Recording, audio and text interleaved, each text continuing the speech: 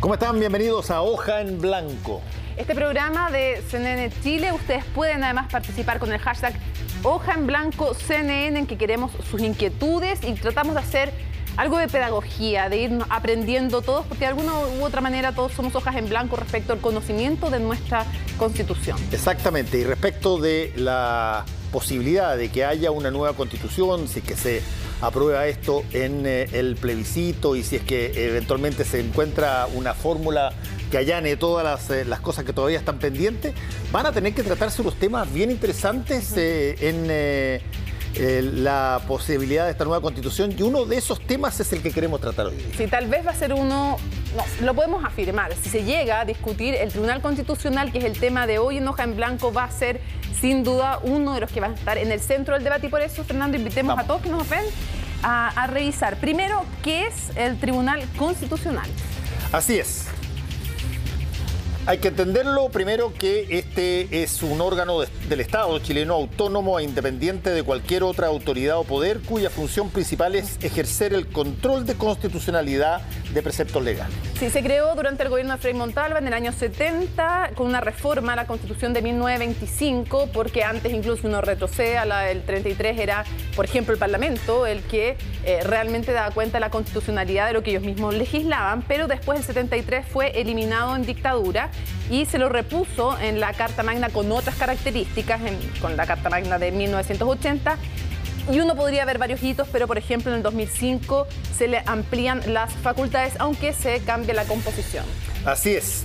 El Tribunal Constitucional solo puede ejercer su jurisdicción a requerimiento de las personas y órganos constitucionales. Y una vez que se requiere su participación, este tribunal no puede excusarse de ejercer esta autoridad, aun cuando no exista una ley que regule la materia a ser tratada, que eso ha sido motivo también de muchas discusiones. Ahora, funciona a veces en pleno y a veces por salas, y cómo se integran las salas lo decide la presidenta, en este caso, o antes el presidente, junto con los dos ministros más antiguos. Se va viendo cómo se conforman esas salas y también, por lo menos en la composición actual, la composición de dichas salas y qué materias van a cada una también es relevante. Así es, entonces tenemos este tema para tratar hoy día en Hoja en Blanco. Antes de ir a revisar eso, revisemos cuáles son las principales atribuciones del Tribunal Constitucional, de acuerdo en lo establecido en la ley orgánica que lo regula. En primer lugar, ejerce el control de constitucionalidad, ¿no?, sobre las leyes que interpreta de alguna norma la Constitución. Eso siempre tiene que hacerlo, las leyes orgánicas y de los tratados, además, que firma o que ratifica nuestro país. También resuelve la constitucionalidad sobre lo que se denominan los autos acordados, que son especies de normas que establecen los tribunales para su propio funcionamiento y en materias que debieran estar reguladas por ley, tanto de la Corte de Apelaciones, la Suprema y también el Tribunal Calificador de Elecciones. Resuelve también respecto de la constitucionalidad de proyectos de ley, decretos con fuerza de ley, reformas constitucionales o, por ejemplo, respecto de la convocatoria a un plebiscito. El Tribunal Constitucional también resuelve la inaplicabilidad de un precepto legal, como también la admisibilidad sobre si un precepto legal ya declarado inaplicable podría ser completamente inconstitucional. De hecho, lo de la inaplicabilidad se le entregó en el 2005, si mal no recuerdo, porque antes lo hacía la Corte Suprema. Asimismo, resuelve la constitucionalidad de un decreto o resolución que haya tomado el presidente de la República, si es que Contraloría lo estima inconstitucional. Además, se declara la inconstitucionalidad de organizaciones, movimientos, partidos políticos y de paso sanciona a quienes sean responsables por dicha inconstitucionalidad. Así que no es tan etéreo, el Tribunal Constitucional trata cosas muy concretas, mucho que tiene que ver respecto a incluso problemas cotidianos. No es verdad que el Tribunal Constitucional y la Constitución en general solamente trata temas que no tienen que ver con la ciudadanía, más bien es exactamente todo que ver con la ciudadanía. Bueno, y de hecho esa norma que tú mencionabas de dar como inconstitucionales partidos, organizaciones, es una de las más polémicas de sus atribuciones, y además también informa al Senado sobre causales de inhabilidad, por ejemplo, el presidente de la República, de un parlamentario por una enfermedad grave que le impide ejercer en el cargo, y también informa y determina inhabilidades de parlamentarios o ministros de Estado, que es otro de los temas polémicos. Sí, ahora, uno de los temas más interesantes y siempre muy polémico es cómo se eligen los miembros del Tribunal Constitucional. De acuerdo al artículo 92 de la Constitución, información, el Tribunal Constitucional tiene el siguiente organigrama. Lo integran 10 miembros, de ellos 3 son designados por el presidente o presidenta de la República. 4 son elegidos por el Congreso. Aquí hubo una innovación porque 2 son nombrados directamente por el Senado y se incluyó a 2 que ratifica o no el Senado, pero a propuesta de la Cámara de Diputados. Todas estas votaciones deben hacerse con 2/3 de los parlamentarios en ejercicio. Y también los 3 ministros que faltan para completar los 10 son elegidos por la propia Corte Suprema en una votación secreta. Duran 9 años en el cargo, renovándose parcialmente cada 3. A los 70 años cesan en sus funciones en todo caso. Además, el Tribunal Constitucional tiene 2 ministros suplentes que son designados cada 3 años y propuestos por el presidente de la República con posterior aprobación por el Senado. Y vamos a ir de inmediato entonces con nuestro primer invitado que nos va a ayudar a entender no solamente en el contexto chileno, sino que también internacional, respecto de lo que es el Tribunal Constitucional. Cristian Viera, muchas gracias por acompañarnos, Cristian. Buenas noches. Profesor de Derecho Constitucional de la Universidad Católica de Valparaíso. No, de la Universidad de Valparaíso. De la Universidad de Valparaíso, qué bruta, perdón. Error mío, lo corrijo de inmediato. De la Universidad de Valparaíso, no se enojen, chiquillos, que son muy orgullosos además y con razón de su universidad. Cristian, antes de escuchar lo que pregunta y lo que dice la gente en la calle, quisiera preguntarte qué tan común es la existencia de un tribunal constitucional o de otras instancias que tengan que ver con el ámbito de la constitucionalidad en el mundo. Es muy común, existe en muchos lugares del mundo y el punto está en lo que podemos distinguir es si hay un órgano especial o un órgano ordinario. Órganos especiales se llaman tribunales constitucionales o cortes constitucionales y si es un órgano ordinario es el máximo tribunal de un país, como en el caso de Estados Unidos. Pero la pregunta relevante que uno podría hacer es ¿qué razonabilidad tiene que exista el control de la ley? Y eso es lo que es muy difícil de justificar. ¿Y por qué es difícil de justificar? Las facultades que tiene un tribunal constitucional más allá de su existencia. ¿Pero por qué? Porque el tribunal, como se llame, Corte Suprema o Tribunal Constitucional, lo que va a hacer es, en definitiva, afectar la ley. ¿Y qué es la ley? Es nuestra declaración, porque la ley es una declaración de la voluntad soberana, es decir, es nuestra fuente. Entonces, ¿cómo podemos justificar la existencia de un órgano que no tiene legitimación democrática y que puede invalidar una ley? ¿Y cuál es la función más importante de un tribunal constitucional, entendiendo la Constitución como un lugar donde se garantiza también el respeto de parte de los órganos del Estado o de personas particulares respecto de garantías y de derechos? Muy bien. En abstracto. En abstracto, no sí. el caso del tribunal chileno, sino que en general, como figura. Es un órgano de control. Bien, aunque parece un tribunal, funciona como un tribunal, habla como un tribunal, no ejerce función jurisdiccional, es un órgano de control. ¿Y controlar qué? El poder político. Y en ese sentido, el tipo de control que hace es un control antes de la promulgación de la ley, y eso se llama control preventivo, o un control que se hace ya cuando la ley está vigente. Represivo. Control represivo, que es la inaplicabilidad que aparecía que antes lo hacía la Corte Suprema. Y que antes lo hacía la Corte Suprema. Ahora, hay controles preventivos obligatorios y otros que no. Hay controles que son obligatorios y hay otros que son facultativos, exactamente. Pero además puede el Tribunal Constitucional advertir sobre algo que se está legislando y que eventualmente pueda tener a juicio de ese tribunal un vicio de inconstitucionalidad. Es que ahí es donde está el problema, porque ¿qué es lo que hacen en este control preventivo? Y aquí es donde uno se mosquea con la actuación del actual Tribunal Constitucional. El control preventivo, que yo creo que es razonable, pero ¿cuándo es razonable? Cuando se realiza una función como de árbitro entre poderes del Estado. O sea, cuando hay una disputa. No cuando se trata del contenido de un proyecto de ley, porque imagínense, ¿qué es lo que significa? El Tribunal Constitucional, que tiene problemas de justificación en su legitimación democrática, lo que va a hacer es invalidar una ley, un proyecto de ley, una norma legal que ha sido discutida y deliberada. Entonces, ¿qué es lo que debería operar? Y opera en Alemania, opera en otros lados, un concepto que se llama deferencia, respeto por lo deliberado en el Congreso Nacional. Pero ¿cuándo es razonable?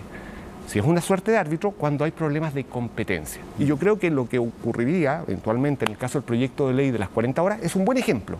Yo soy de los que sostengo que es un proyecto de ley perfectamente constitucional, pero independiente de mi opinión, ese es un conflicto que debe ser resuelto por el Tribunal Constitucional, pero no por el fondo, si afecta o no el empleo y toda esa cuestión que se discute en el Congreso, sino que este es un proyecto de iniciativa del presidente o es un proyecto que pueden ser presentados los diputados. ¿Qué es lo que hace ahí el tribunal?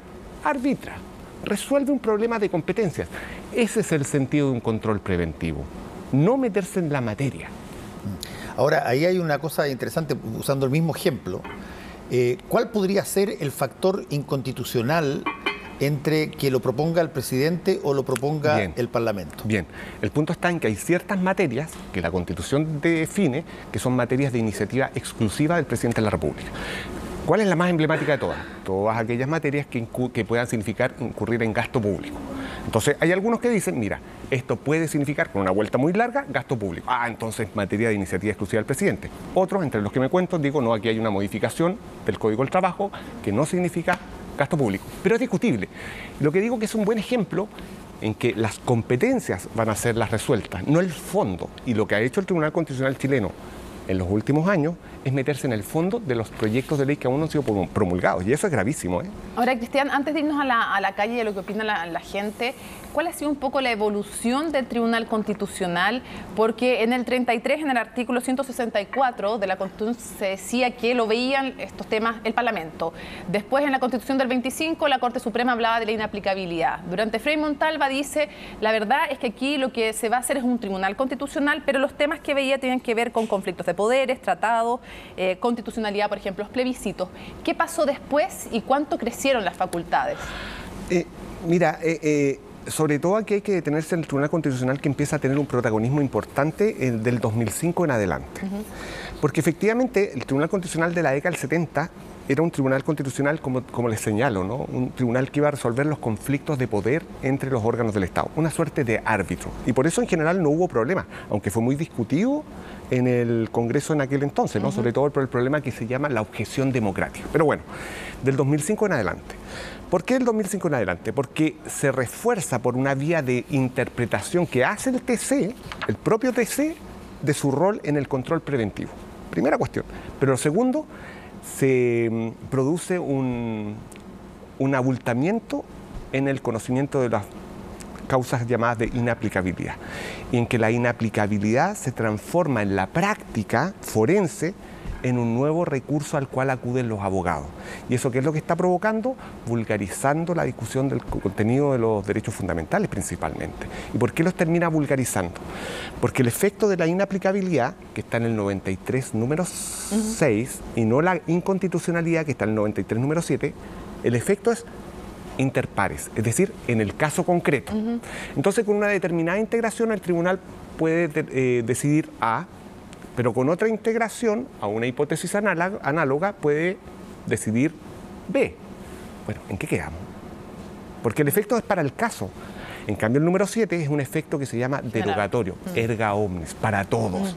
Y esa es una función que yo creo que sí es relevante. Por eso es tan importante el quórum de decisión. No puede ser una mayoría simple, porque si se va a invalidar una ley, puede ser porque es contrafáctica, porque ya está añeja, lo que quieran, pero tienen que existir muy poderosas razones. Y esas poderosas razones, ¿cómo las determinamos? Con un quórum de decisión alto.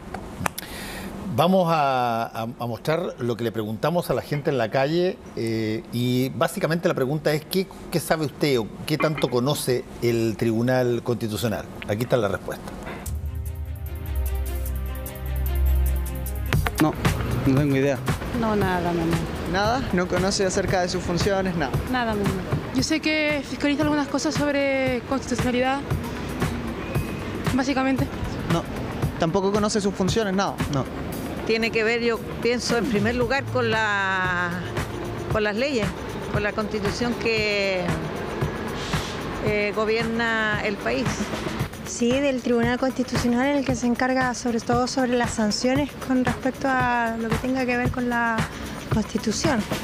Ya sea como por ejemplo cuando se sanciona a un funcionario público o lo que está pasando ahora con lo que se pasó con Chadwick, que le hicieron una acusación constitucional y que salió favorable. Entiendo que es el que tiene que como fiscalizar todo, pero tampoco no entrega el fervor popular, no entrega lo que el pueblo quiere. Popular.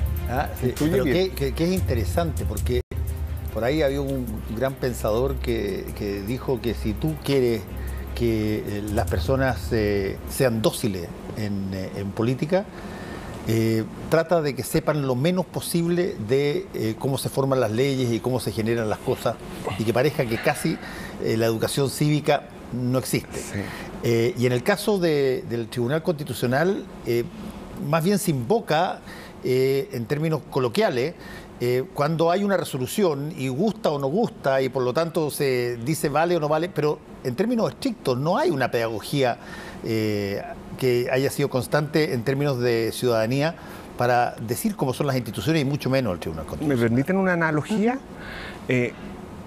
Producto del estallido social que estamos viviendo, yo soy profesor de Derecho Constitucional. Desde muy temprano, una vez acabado el toque de queda, empezaron a llegarme invitaciones para ir a los lugares más insólitos y sobre todo en la quinta región y también en los medios de comunicación. Y era para hablar de la Constitución. Y llegaba y lo primero que tenía que hacer era ¿qué es una Constitución? O sea, yo más bien, ¿qué es lo que creo que se instala? Hay una intuición constituyente que no sabemos qué es lo que es y tal vez hay que traducirla. Yo creo que sobre el Tribunal Constitucional ocurre algo parecido. Hay una intuición de que este órgano es importante, pero no sabemos qué es lo que es. ¿Y por qué es importante? Por lo que usted señalaba al comienzo, porque decide sobre cosas concretas de nuestra vida cotidiana. Y el problema es que es muy técnica la discusión de esta cuestión y tal vez ahí nos cabe responsabilidad y no hemos logrado aligerar para demostrar la importancia de este órgano para nuestra vida cotidiana. Y vaya que lo es. Y dado que es un órgano importante, hay una pregunta que uno se hace sobre todo cuando un órgano es importante. ¿Ante quién responde el Tribunal Constitucional? Ante nadie. Y eso es muy curioso tratándose del Tribunal Constitucional chileno, porque es un órgano impune. ¿Por qué es impune? Porque no hay ningún mecanismo de control y es el único órgano del Estado en que esto es así. Y eso es curioso. Si ustedes miran al presidente de la República, puede ser sometido eventualmente al juicio político.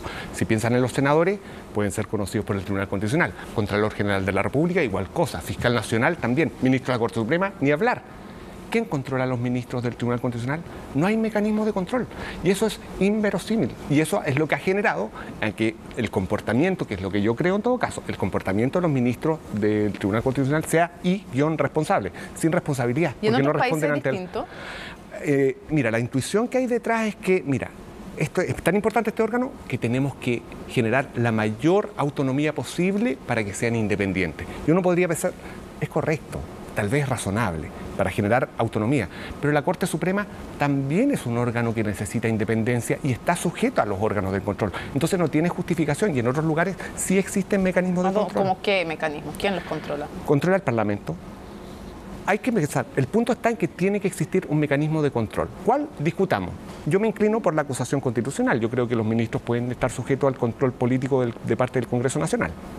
Ahora, hay una cosa interesante. Este está definido como un órgano autónomo, pero, por ejemplo, el presidente de la República escoge a 3 miembros. Y eso no significa que los escoja todos en su mandato, porque estas cosas se dan a medida que se van produciendo. Pero no existe una forma, si tú quieres, colegiada de escogerlo, ni una forma, ni como en Estados Unidos, donde son automáticamente los miembros de la Corte Suprema. Mire, yo sobre el tema de los nombramientos, en cualquier lugar del mundo, los jueces o los ministros de un tribunal constitucional tienen la misma objeción, es decir, la politización en su nombramiento. No hay mecanismo exitoso porque uno podría diseñar normativamente el mejor de los modelos, pero siempre vamos a quedar atrapados de la politización. Pero el punto está en que aquí yo creo que la responsabilidad en el nombramiento no está tanto en el diseño normativo, sino que en el escrutinio que haga la opinión pública. Y en ese sentido, lo que hacen los medios de comunicación, ustedes es fundamental para escanear, pero con rigor, quiénes son los miembros de aquello. Y pero eso ocurrió, ahí también tenemos un tema pendiente y yo en ese sentido creo que también tenemos que hacer un mea culpa a los medios de comunicación. Porque, por ejemplo, cuando se nombra a los ministros de la Corte Suprema, se ha ido avanzando en un escrutinio mayor, pero cuando se nombra a los miembros del Tribunal Constitucional, y no solo eso, sino que además los sectores políticos, digo izquierda, derecha, todos, le dan mucho valor al nombramiento en la Corte Suprema, pero incluso se criticaron en algún minuto cuando nombran, cuando por ejemplo se pierde la presidencia de parte de la oposición, entonces gobierno, porque la sensibilidad cambia al Tribunal Constitucional y no había tanta atención sobre los nombramientos. Esa tensión se identifica, creo yo, en el año 2014 cuando ingresa el ministro Vázquez, porque el ministro Vázquez, más bien, uno no podría pensar eso, ¿no? Si uno pensaría que son independientes, autónomos, pero ha generado una bisagra que alteró los equilibrios al interior del Tribunal Constitucional. Pero quisiera volver al tema del escrutinio riguroso, porque yo creo que en la Corte Suprema, el caso de la ministra de la Corte de Apelaciones, Lucic, el escrutinio que se hizo de parte de los medios de comunicación fue súper importante para tomar una decisión al respecto. O sea, el mejor diseño normativo no garantiza la correcta designación de las personas. Aquí los medios de comunicación, y en Estados Unidos, bueno, usted lo conoce, es brutal el escrutinio que se hace. Pero también es súper exigente. Sí, es brutal el escrutinio que se hace, pero el escrutinio que se hace en el Congreso sobre cada juez de Corte Suprema que requiere confirmación del Senado es impresionante. Sí, pues. A ti te pueden sacar 30 años para atrás de determinadas cosas. Exacto. Ahora, hay ciertas situaciones que son interesantes en torno al Tribunal Constitucional. Hay muchos que señalan que tanto la Constitución como el Tribunal Constitucional no tienen que ver necesariamente con cosas que afectan a los chilenos, y eso se dice generalmente para que alguien no se preocupe mucho de la Constitución. Pero yo me he tomado la molestia, y lo he dicho ya varias veces, de mirar los últimos 50 fallos. Y en los últimos 50 fallos tú tienes desde la inconstitucionalidad para que el CERNAC tuviera fuerza, facultades de poder, la discusión que se está dando respecto de si que tú eres dueño o no eres dueño de tus fondos que están en las AFP, una serie de otras materias que tienen que ver con cosas absolutamente tangibles, entre ellas el agua, y entonces, ¿qué tan etéreo y tan lejano a las personas es lo que resuelve el Tribunal Constitucional? Resuelve sobre todo sobre derechos fundamentales, y los derechos fundamentales son nuestra vida cotidiana. A mí siempre me gusta dar el ejemplo que también defiendo en este sentido la función de un Tribunal Constitucional, lo que ocurrió con la ley de ISAPRE. No sé si ustedes se acuerdan, pero hasta el año 2008, nadie había puesto en cuestión el artículo 38 ter de la ley de ISAPRE, que establecía la tabla de factores de riesgo. ¿Qué es lo que ocurría hasta el 2008? Bien digo, 30 años. Ninguno de nosotros jamás pensó que era inconstitucional. Era inconstitucional una norma que establecía un criterio de discriminación para mujeres, niños y personas de la tercera edad. Jamás. Hasta que alguien reclamó vía protección y llegó al Tribunal Constitucional, y el Tribunal Constitucional en esa sentencia, por vía de inaplicabilidad, es decir, control represivo, dice esto es contrario a la Constitución. ¿Por qué? Mira el sentido común. Porque hay una discriminación que es arbitraria, es decir, que no es razonable. Y eso llevó a que, como generó un pequeño precedente, a que el año 2010, en una famosa sentencia, 1710, pero que igual es políticamente correcta, expulsara, derogada por el número 7, es decir, por medio de una acción de inconstitucionalidad, el artículo 38 ter, la tabla de factores de riesgo. ¿Pero qué es lo que ocurre? Se siguen aplicando porque hay un reenvío al legislador. Oye, esto lo tiene que resolver el legislador. Pero eso es nuestra vida cotidiana. Totalmente. Y hoy día a las mujeres no les deben cobrar más caro en sus planes, y los niños no son más caros. Súper breve, ¿cómo se supone que cautela los derechos fundamentales también, y que no se pasen a llevar por parte de organismos estatales o de personas o de instituciones no estatales los derechos fundamentales? Pero al mismo tiempo se supone que todos los ciudadanos tenemos derecho a ir hasta las últimas instancias en los tribunales, incluso ante la Corte Suprema, cuando sentimos que están violentando un derecho fundamental. ¿Quién tiene la última palabra cuando se ponen en disputa tanto el Tribunal Constitucional como la Corte Suprema? Y aquí han habido fallos en distintos sentidos, entonces uno se pregunta, ¿sigue un derecho fundamental? ¿Dónde se juega realmente? Es una pregunta muy interesante, Mónica. Y yo de aquí más bien me aventuro con una hipótesis personal. Yo creo que en definitiva, donde se juega la decisión última es en la Corte Suprema. Porque la Corte Suprema, por vía de su interpretación, puede realizar una interpretación de sus propias facultades y desobedecer el mandato de lo que diga el Tribunal Constitucional. Porque el caso de la inaplicabilidad, que es la hipótesis en que usted está pensando, no resuelve la cuestión de fondo que sí se está resolviendo en el Tribunal Ordinario, sino que dice, esta norma es inconstitucional. ¿Bien? Pero la resolución del caso concreto debería excluirse esa norma. Pero la Corte Suprema en ocasiones ha buscado el mecanismo para sortear de manera oblicua la decisión del Tribunal Constitucional. Y ahí yo creo que no es un choque de trenes, porque la última palabra la tiene la Corte Suprema. Cristian Viera, muchas gracias por haber estado con nosotros. Un gusto y encantado. Gracias. Adiós. Volvemos.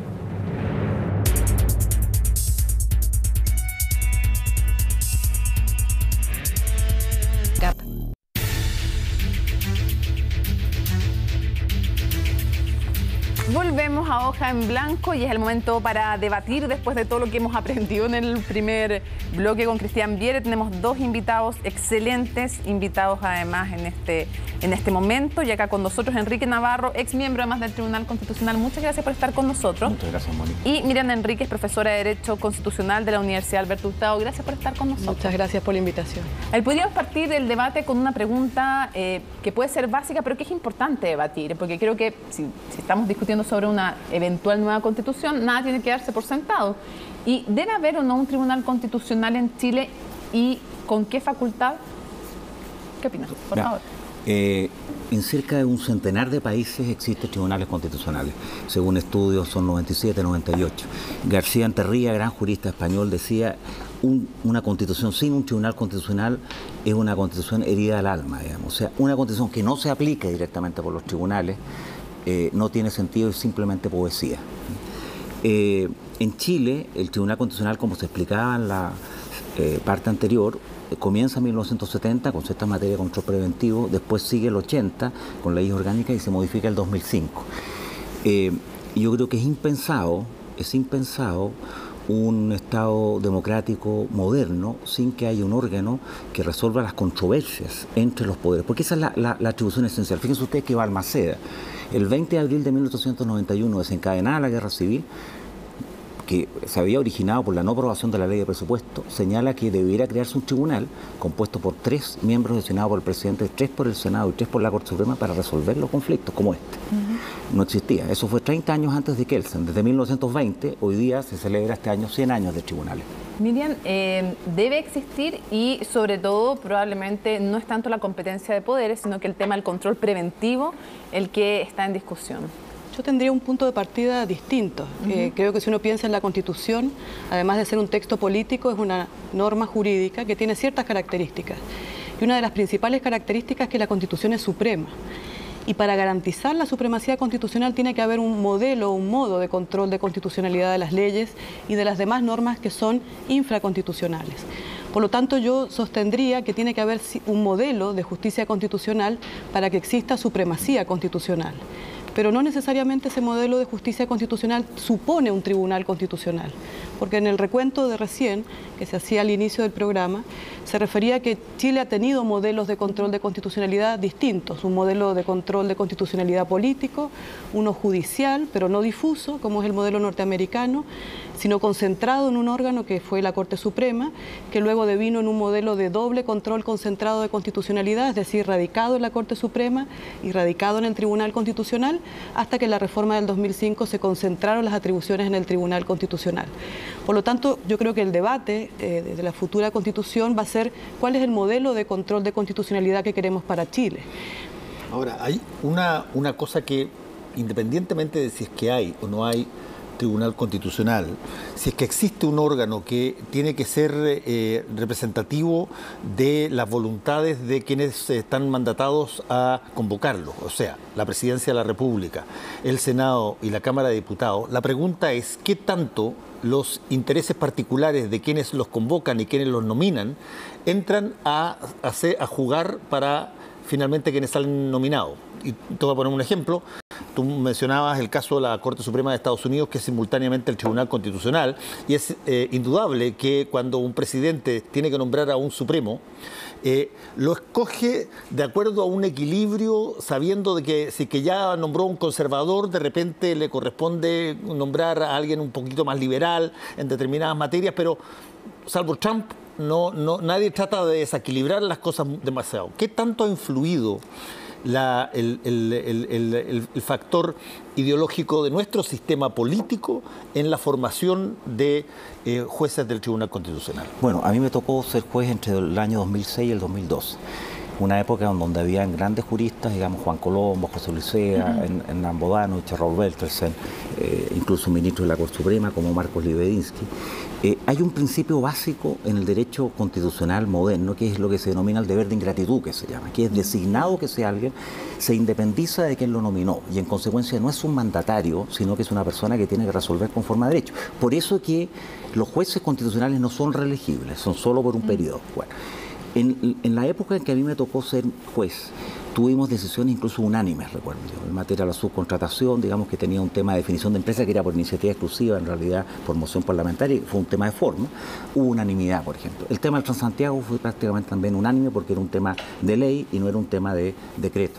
Entonces, yo creo que lo relevante es designar jueces que tengan suficiente independencia y que tengan claro que no son delegados de quien los ha designado. ¿Qué es lo que sería ideal además en todo nombramiento, este deber de ingratitud? Hay que cambiar la forma en que se nombran o no, y la composición. Se ha discutido, se ha escuchado en el debate discusiones respecto a cómo se nombran, el número, si es ser par o impar, si tiene que tener un rol el presidente o presidenta. ¿Hay que cambiar algo respecto de cómo se nombran, cuántos se nombran? Yo creo que ese es un debate que también se va a dar próximamente si es que se vota así a la nueva Constitución, y de hecho es un debate que se gestó y que estábamos haciendo previo al 18 de octubre. Sí, claro.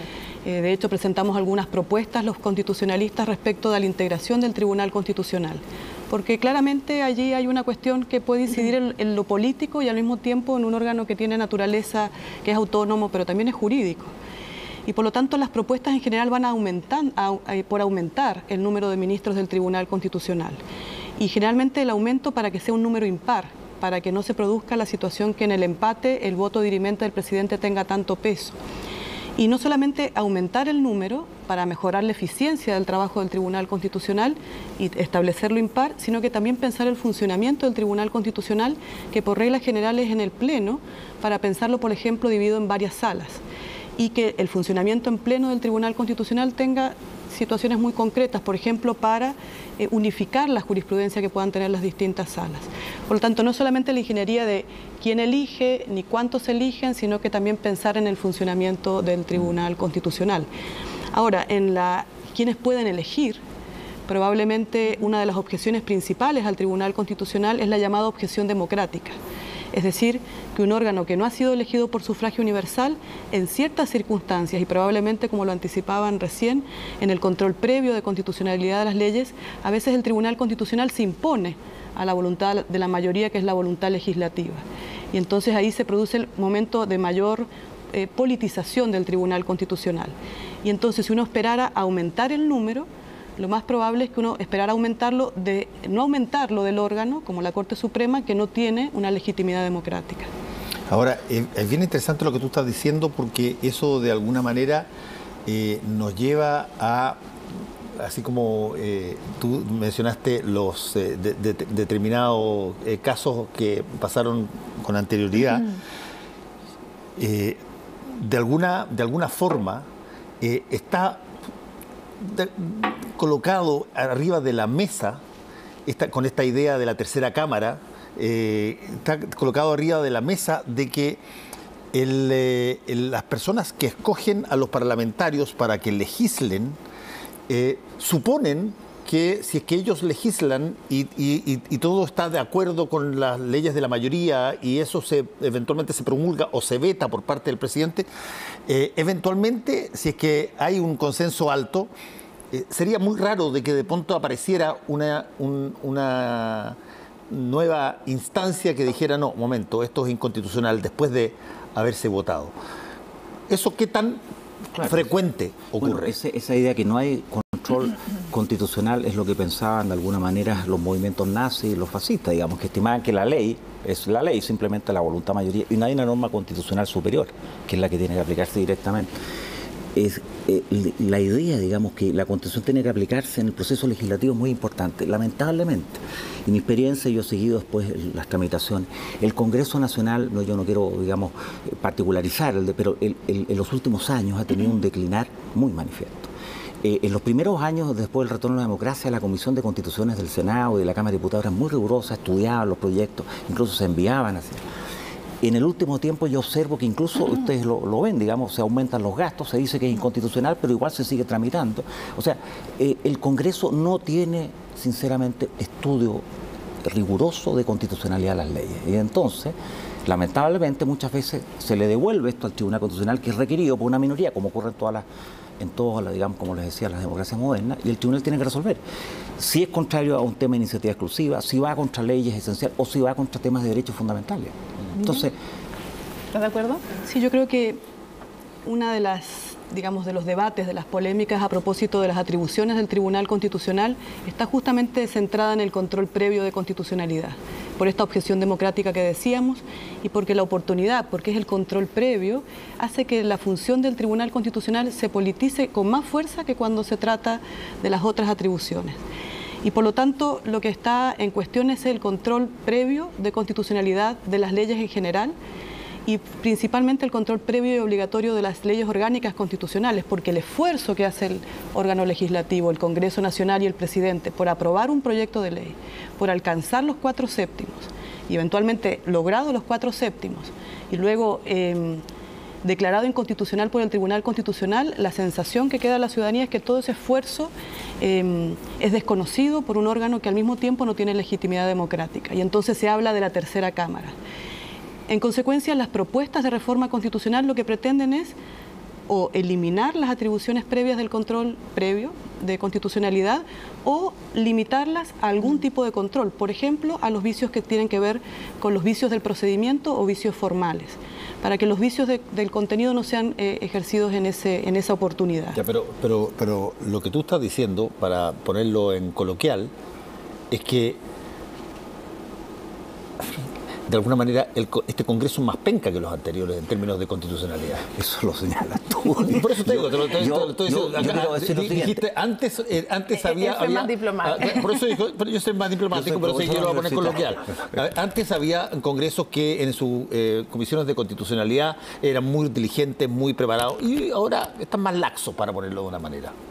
Sí. Pero lo que está diciendo Miriam es que es otra cosa, es que hay una alteración de la voluntaria de la voluntad popular, o sea que hay que son cosas distintas. Una cosa es si se hacen leyes malas, que lo arregle y que se dictamine, y otra cosa es si termina siendo en el fondo alguien que en el contenido de la ley y no en su constitucionalidad termina parándolo. Ahora, esa es como la discusión de cómo se usa esa facultad, ¿no? Lo importante es lo siguiente, esta idea de tercera cámara, que es bien antigua también, de hace 100 años.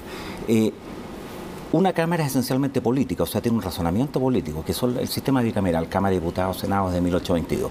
El Tribunal Constitucional es un tribunal jurídico, es un tribunal que resuelve temas políticos, ¿verdad? Pero es un tribunal jurídico, entonces tiene que ver si el proceso legislativo se cumplió en todos sus aspectos formales y si hay infracción evidente, manifiesta algún derecho fundamental. Eso esencialmente, y normalmente, siempre, la jurisprudencia ha señalado, tiene que ser situaciones graves, a todas luces, digamos, inconstitucional. En el derecho comparado también ocurre así. La diferencia, como bien planteaba Miriam, es que un grupo de profesores, 15, 16, planteamos modificar incluso el momento, tal vez que la ley esté promulgada y que después hay un momento, ¿no es cierto?, para cuestionarlo. El problema, reitero, es que en la tramitación legislativa no hay mecanismos eficaces de control. Y lamentablemente son en diversas materias. Les voy a poner el siguiente ejemplo, que se ha mencionado mucho, y ha sido el CERNAC, el famoso CERNAC. Pero si ustedes leen la tramitación de la ley del CERNAC, hubo varios profesores de Derecho Constitucional, no de Derecho, que fueron invitados y que hicieron presente que era inconstitucional porque violaba la igualdad ante la ley, el debido proceso, las atribuciones de los tribunales, etc. La propia Corte Suprema lo señaló en su informe. Entonces, pregunta, si de ustedes dependiera, ¿qué reforma les harían al Tribunal Constitucional? Bien. En relación con las atribuciones... O con lo que ustedes quieran, elijan, libre. ¿Qué cambios les harían al Tribunal Constitucional? Yo creo que más que las reformas a la composición, lo que requiere el Tribunal Constitucional probablemente es una reforma a sus atribuciones, para, de alguna manera, no insistir con esta objeción democrática, en tener mayor coordinación de las decisiones del Tribunal Constitucional con otros órganos, y probablemente la mayoría de las reformas yo las haría en el control previo de constitucionalidad, en el sentido de limitarlo. Y eso no significa que luego las normas vayan a quedar sin ningún tipo de control, porque recordemos que tras la reforma constitucional del año 2005, las atribuciones que eran de la Corte Suprema se radicaron en el Tribunal Constitucional, la inaplicabilidad. Y prácticamente la principal carga de trabajo del Tribunal Constitucional es la inaplicabilidad.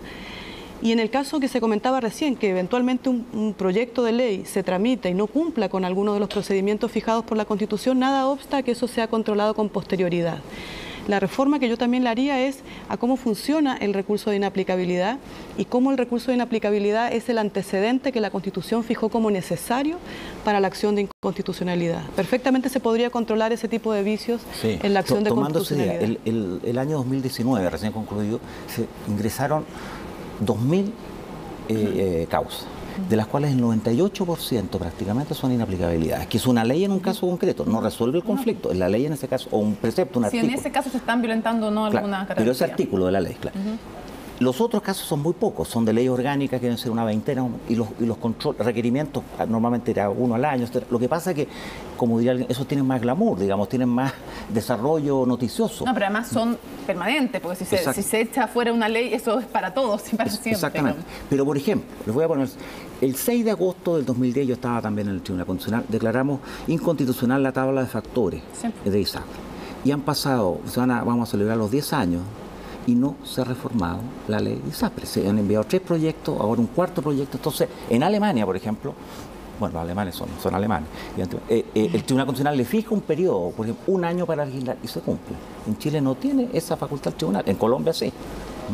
Entonces, eso es interesante, o sea, el Tribunal Constitucional emite un fallo respecto de algo y fija un periodo para que se corrija. Para que el legislador corrija eso. Fíjense, otro ejemplo. A mí me tocó el año 2007-2008. Una cosa, ley de bosque nativo. CONAF es una corporación jurídica de derecho privado, creada en 1960, que aplica sanciones.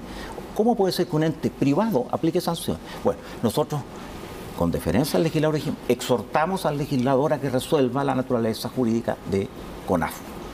Han pasado 12 años.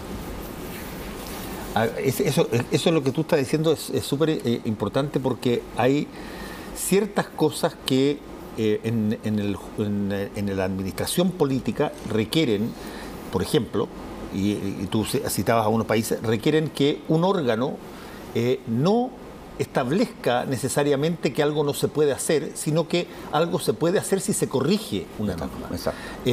Pero en el caso de lo que estamos hablando nosotros, básicamente el Tribunal Constitucional aquí dice si que la cosa es admisible o no es admisible. Por ejemplo, en Italia, y lo ha hecho también el Tribunal Constitucional chileno, dice, esta norma es constitucional en el entendido que...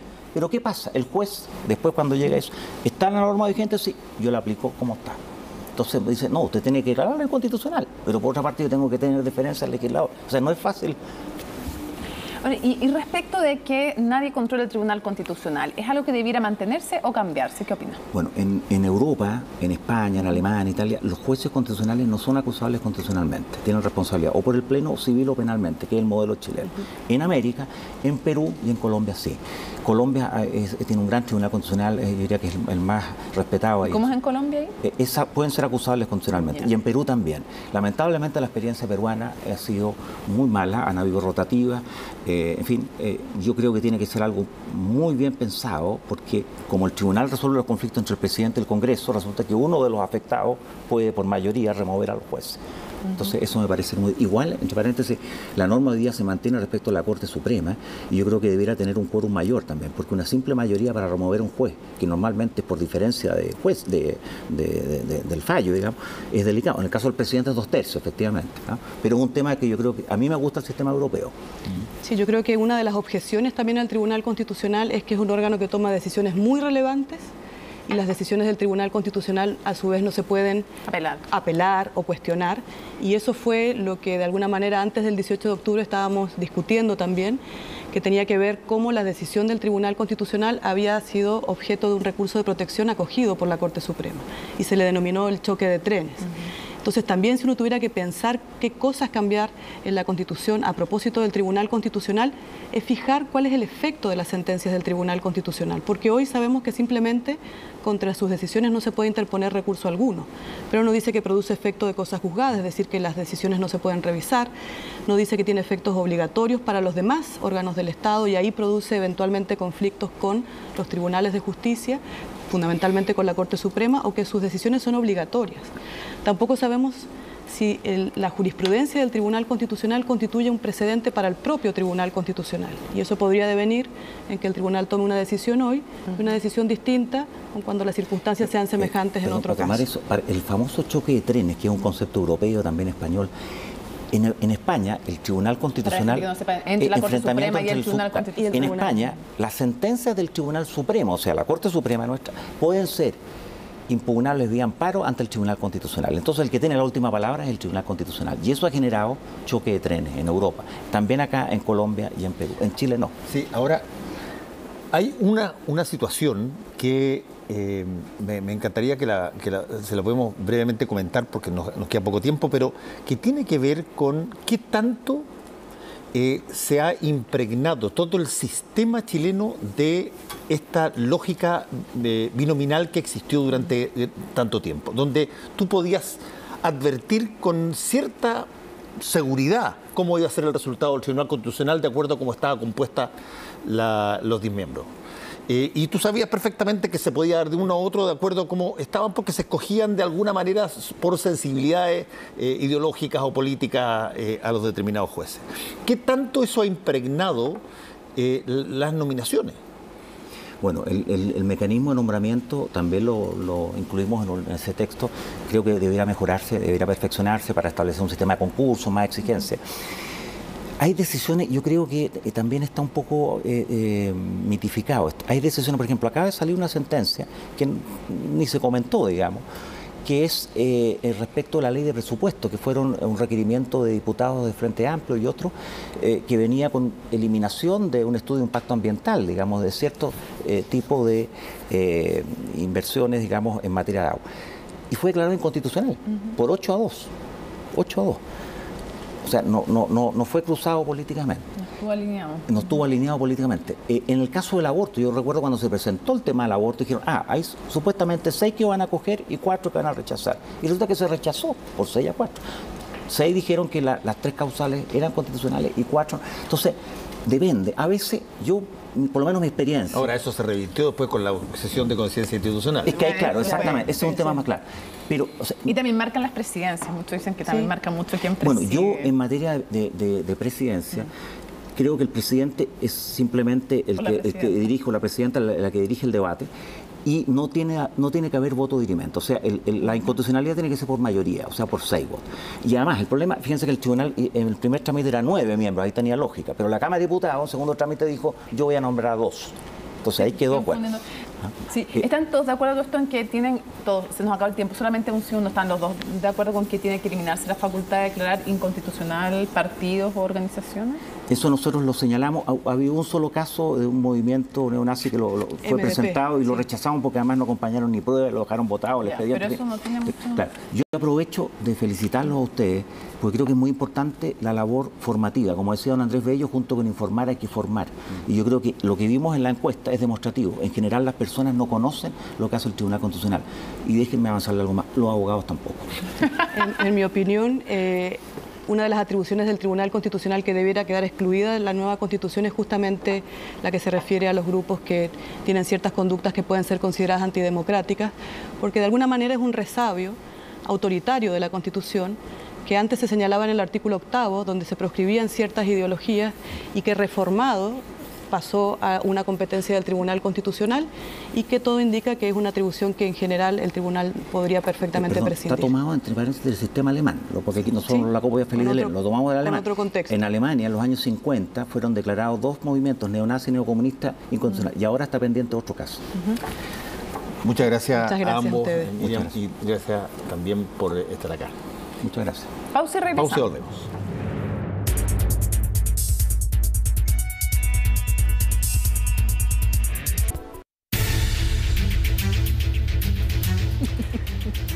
Y esto ha sido hoja en blanco sobre el Tribunal Constitucional.